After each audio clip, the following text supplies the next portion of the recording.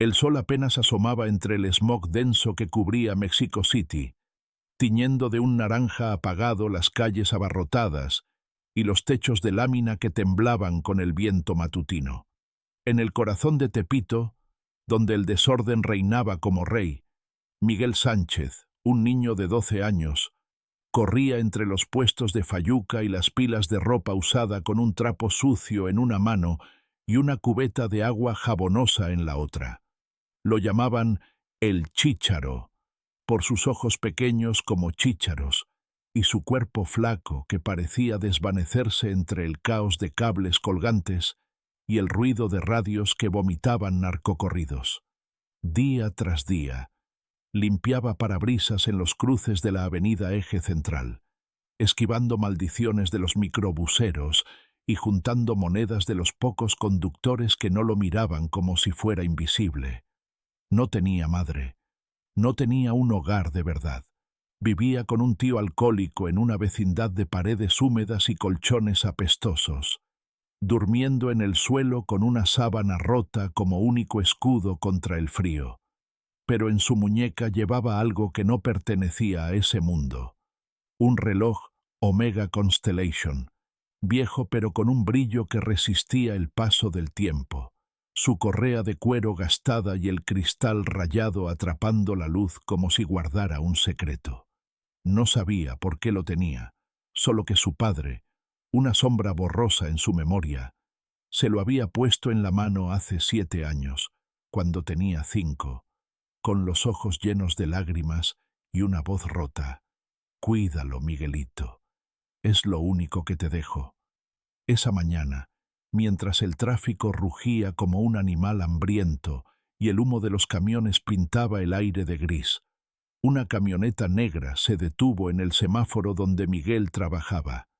Era un modelo caro, con llantas relucientes y vidrios polarizados que escondían a quien iba dentro. Un intruso en las calles ásperas de Tepito. Miguel se acercó con pasos rápidos, alzando su trapo como un estandarte. «Jefa, ¿le limpio el vidrio?», preguntó, gritando para hacerse oír por encima del claxon impaciente de un taxi. La ventana bajó con un zumbido lento, y una mujer de unos 40 años lo miró desde el asiento trasero. Valeria Ortiz no era una figura común. Era la dueña de Ortiz Construcciones, una de las empresas más grandes de México, una mujer que levantaba rascacielos en Paseo de la Reforma y firmaba contratos millonarios con el gobierno mientras su nombre resonaba en las esferas del poder. Vestía un traje negro impecable, con el cabello recogido en un chongo tan perfecto que parecía una escultura, y unos ojos oscuros que cortaban como navajas afiladas. Iba a despacharlo con un gesto seco, pero entonces su mirada se detuvo en la muñeca del niño, en ese reloj que brillaba como un faro entre la mugre de sus manos pequeñas. «¿De dónde sacaste eso?», preguntó, con una voz fría que hizo que Miguel se quedara quieto, como si el tiempo se hubiera detenido. «Es mío», respondió él, encogiéndose de hombros, aunque un escalofrío le recorrió la espalda. «Me lo dio mi papá». Valeria inclinó la cabeza, entrecerrando los ojos con una intensidad que lo hizo retroceder un paso. «¿Tu papá? ¿Cómo se llamaba? Dímelo ahora».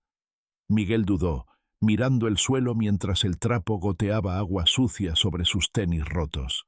«No sé bien. Se fue hace mucho. Creo que era Juan. Juan algo. No me acuerdo». La mujer no dijo nada más, pero su rostro se endureció, como si un recuerdo enterrado hubiera rasgado la superficie de su mente.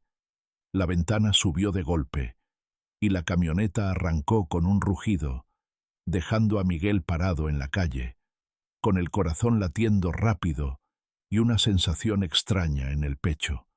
No lo sabía, pero ese encuentro había encendido una chispa que lo arrastraría a un abismo de secretos mucho más grande que las calles que pisaba. Valeria llegó a su oficina en el piso 45 de un rascacielos de cristal, con las manos temblando mientras miraba la ciudad extenderse como un océano gris bajo sus pies. Ese reloj no era una baratija cualquiera. Lo reconoció al instante. Era un Omega Constellation que había pertenecido a su hermano menor, Juan Ortiz, un ingeniero brillante y testarudo que había sido su mano derecha en los primeros días de Ortiz Construcciones, cuando todavía eran una familia unida y no un imperio de acero y mentiras. Juan desapareció hace 7 años, después de una pelea que aún le quemaba el alma.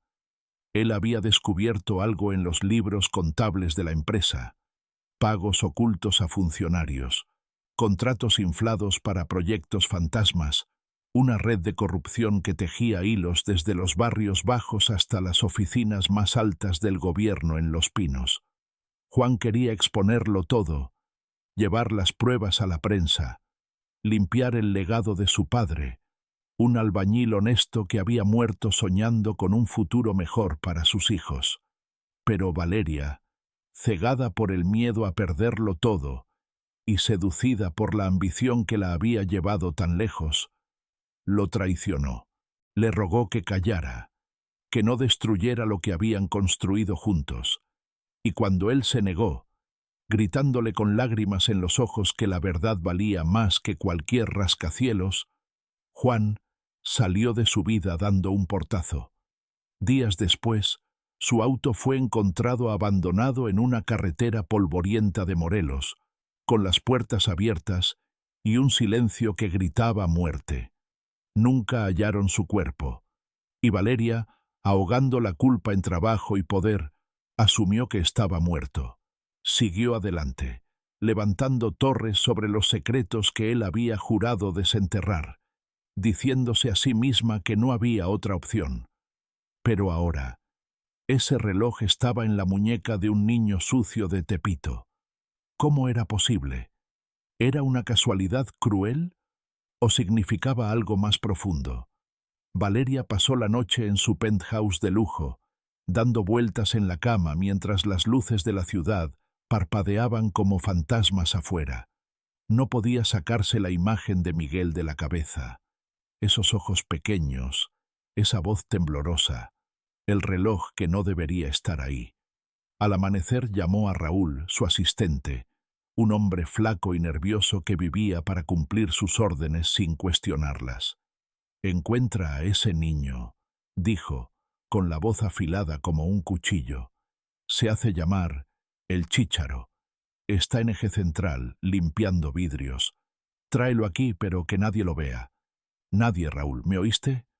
Raúl asintió, aunque sus ojos delataban que no entendía por qué una mujer como ella, que manejaba millones, se obsesionaba con un limpiavidrios de Tepito.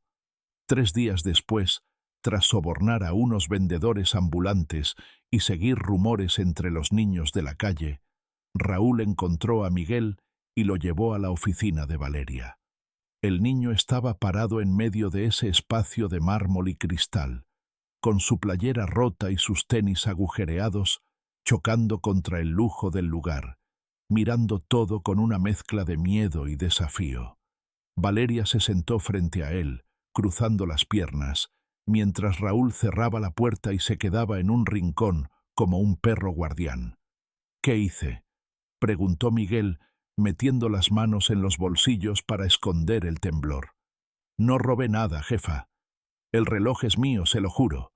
No te traje por robar», dijo Valeria, con una calma que apenas contenía la tormenta que rugía dentro de ella.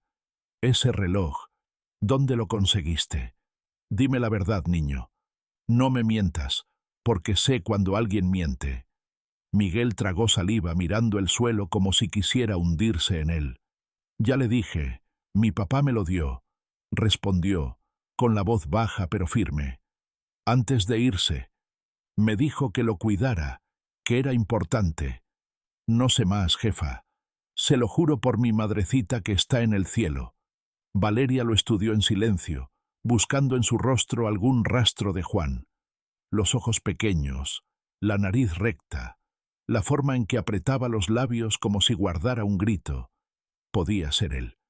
«¿Tu madre?», preguntó, suavizando el tono por primera vez, aunque su corazón latía como tambor.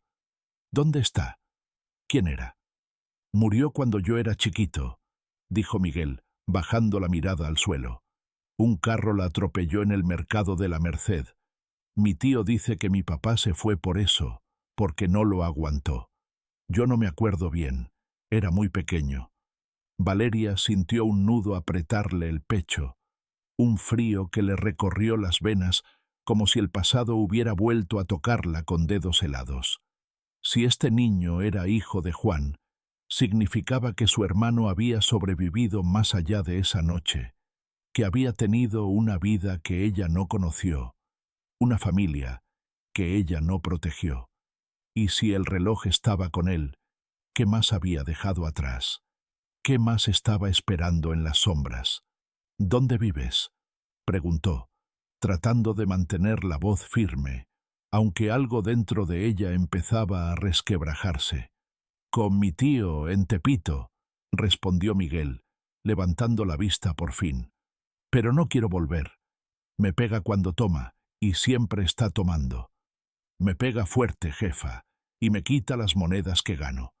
Valeria respiró hondo, atrapada entre la sospecha, el miedo y un sentimiento que se negaba a nombrar.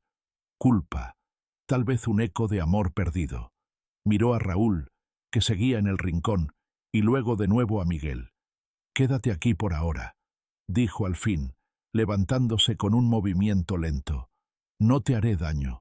Solo necesito entender quién eres. Raúl, prepárale un lugar. Que no salga de aquí hasta que yo diga». Los días siguientes fueron un torbellino de silencio y tensión. Valeria puso a sus mejores investigadores a trabajar, rastreando el pasado de Miguel con una discreción casi paranoica. Sobornaron a empleados de registros civiles, hablaron con vecinos de Tepito, revisaron archivos polvorientos en oficinas olvidadas de Iztapalapa. Encontraron un acta de nacimiento. Miguel Ortiz Sánchez, nacido hace 12 años, hijo de Juan Ortiz y Rosa Sánchez, una vendedora ambulante que murió en un accidente 3 años después de su nacimiento, arrollada por un camión en el mercado de la Merced mientras cargaba a Miguel en brazos. El niño sobrevivió de milagro, pero Rosa no. Todo encajaba demasiado bien, y la verdad cayó sobre Valeria como una avalancha. Miguel era su sobrino, el hijo del hermano que ella había traicionado al no escucharlo, al dejarlo solo contra un sistema que lo aplastó como si fuera una hormiga. Pero la historia no terminaba con un simple lazo familiar. Una noche, mientras Miguel dormía en un catre improvisado en una sala de la oficina, Valeria tomó el reloj entre sus manos, girándolo bajo la luz tenue de una lámpara. Algo le llamó la atención.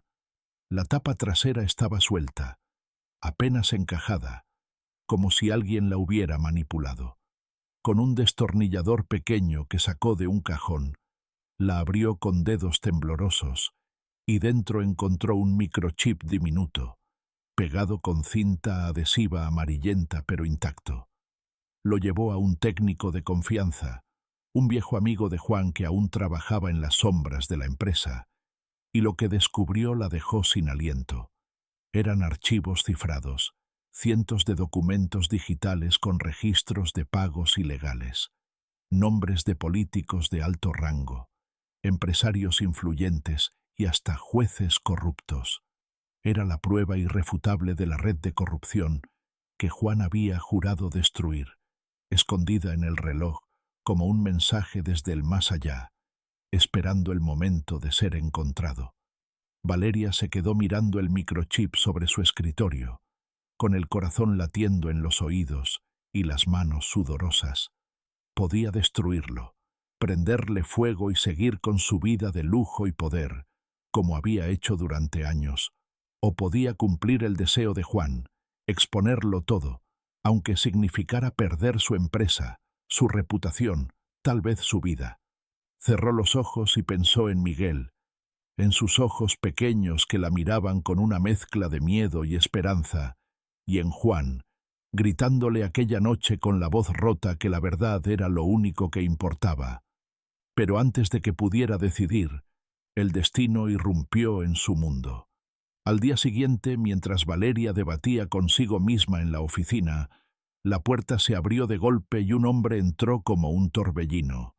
Era Carlos Vega, un ex socio de Ortiz Construcciones que había desaparecido hace años, después de que Juan lo señalara como uno de los cabecillas de la corrupción. Ahora estaba ahí, con el traje arrugado, el cabello desordenado y los ojos inyectados de furia, apuntándola con una pistola que temblaba en su mano sudorosa. —¿Dónde está? —gritó, avanzando hacia ella con pasos tambaleantes. —Sé que lo tienes, ese maldito reloj. Juan lo escondió, y ahora lo encontraste. Dámelo. Valeria retrocedió, levantando las manos mientras su mente corría a 1000 por hora. —¿De qué hablas? Mintió, tratando de ganar tiempo, aunque su voz tembló ligeramente. —No te hagas la estúpida —rugió Carlos acercándose más. Juan me amenazó con ese chip hace años. Dijo que me hundiría, que nos hundiría a todos. Lo maté por eso, Valeria. Lo tiré a un barranco como a un perro. Y ahora tú lo tienes. Dámelo, o te mato aquí mismo. Valeria sintió el aire abandonar sus pulmones. Carlos había matado a Juan. No fue un accidente, no fue una desaparición misteriosa.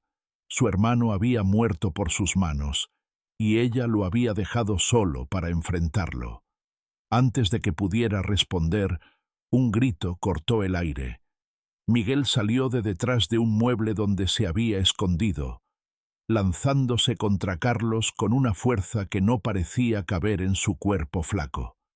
—Déjala —gritó, golpeándolo con la cubeta que aún llevaba consigo desde la calle.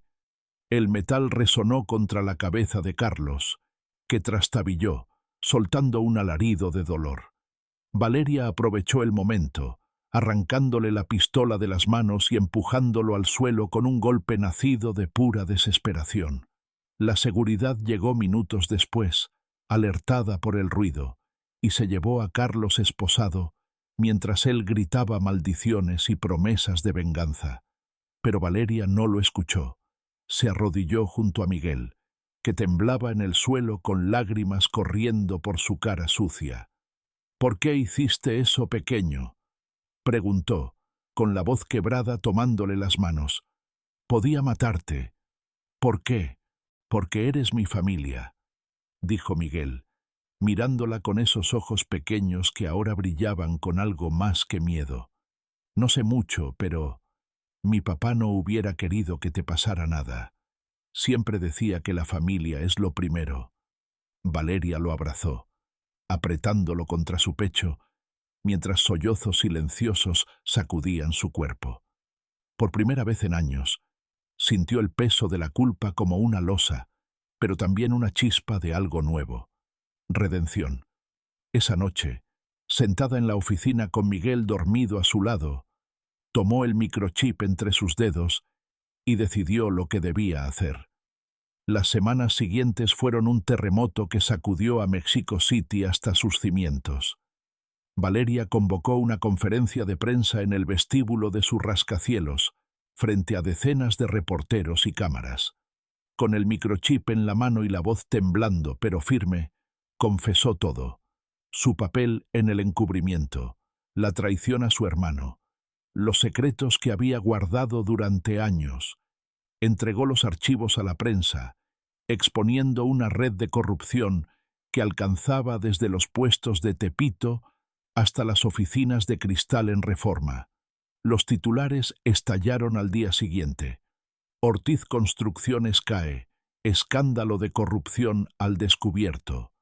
Políticos fueron arrestados, contratos millonarios se anularon, y la empresa colapsó bajo una avalancha de investigaciones y demandas. Carlos Vega confesó el asesinato de Juan bajo presión policial, revelando el lugar donde había arrojado su cuerpo, un barranco olvidado en Morelos, donde finalmente encontraron sus restos, dándole a Valeria y a Miguel un lugar donde despedirlo. Valeria enfrentó juicios, perdió su fortuna y su imperio, pero negoció un acuerdo que le permitió evitar la cárcel a cambio de testificar contra los peces gordos de la red.